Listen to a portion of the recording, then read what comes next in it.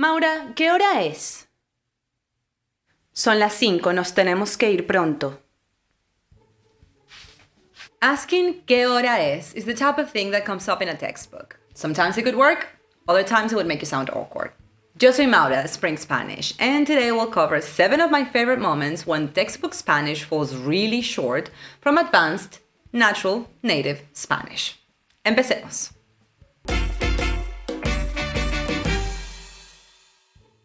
Número 1. ¿Qué hora es? In that opening dialogue, Carla asked me for the time. She used our good old chunk, ¿qué hora es? Most Spanish textbooks, especially since they mostly focus on grammar, would be satisfied with this. I wouldn't. Here's why. No encuentro mi teléfono. ¿Qué hora es? No sé, mi teléfono se murió. Vamos a preguntar. Disculpa, ¿tienes hora?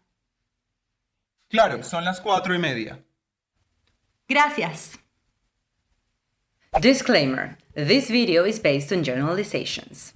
Obviamente, otros libros, especialmente los centrados en expresiones idiomáticas, profundizarán más en los chunks que presentan.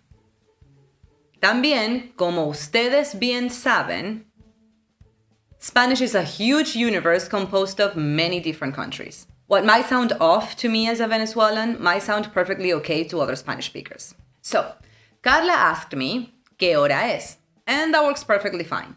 But when she wanted to ask that to a stranger in the streets, she didn't use the same chunk, did she? No, she said, ¿tienes hora? There's many alternatives to this. Things like, disculpa, ¿me puedes decir la hora?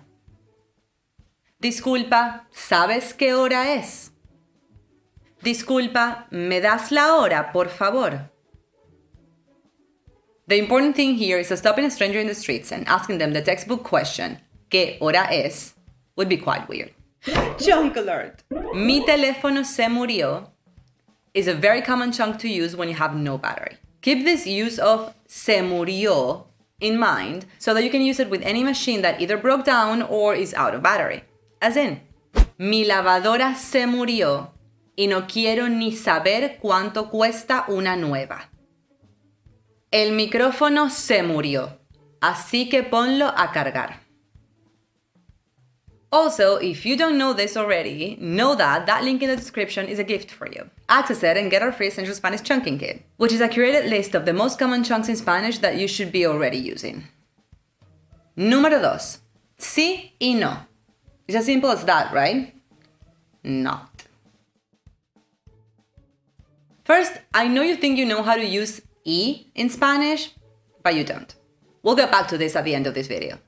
Right now, let's talk about that sí. Me muero por comer comida coreana. ¿Me acompañas? 100%, yo amo la comida coreana. ¿Así estoy bien vestida? Total, yo también voy así.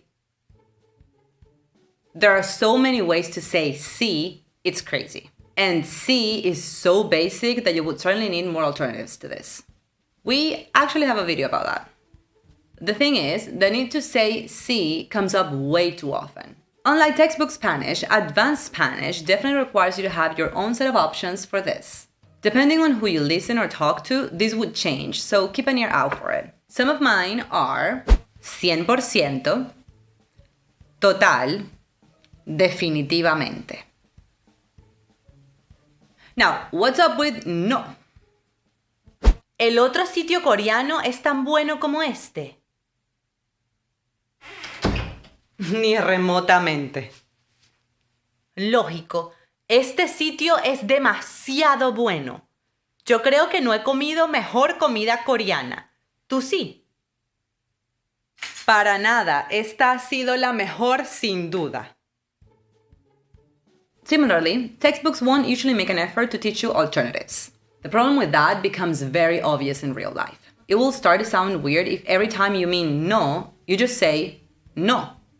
Incluso podría ser medio brusco. Find your alternatives. We also have a video about that. Mine are ni remotamente, para nada, En lo absoluto. Número 3. Textbooks don't teach you to use que enough. I know you're smart enough to know this, but just to be extra clear, there's nothing wrong with textbook Spanish being super correct or sounding a bit off. Yo digo cosas raras e incómodas todo el tiempo por otras razones. ¿Quieres ver una peli? Seguro, pero algo bueno. Estoy frustrada de ver películas malas. Como la del otro día, ¿te acuerdas? ¡Qué película tan aburrida!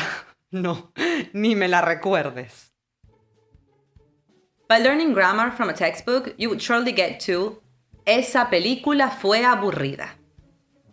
But I'm not sure you would get to qué película tan aburrida.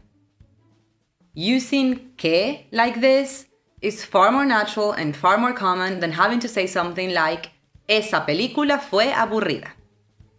This phrasing sounds textbooky to me.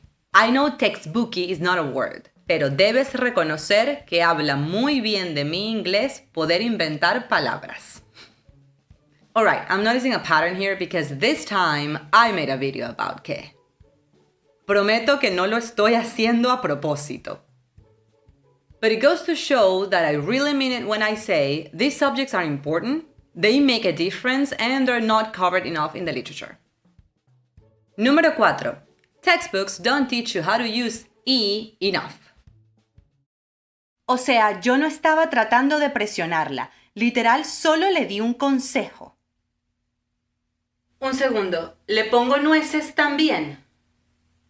Sí, muchas. Ajá, y entonces... Similarly to que, advanced Spanish requires you to use y more. And I also made a video about this, and I'm gonna have to leave now because this is getting embarrassing.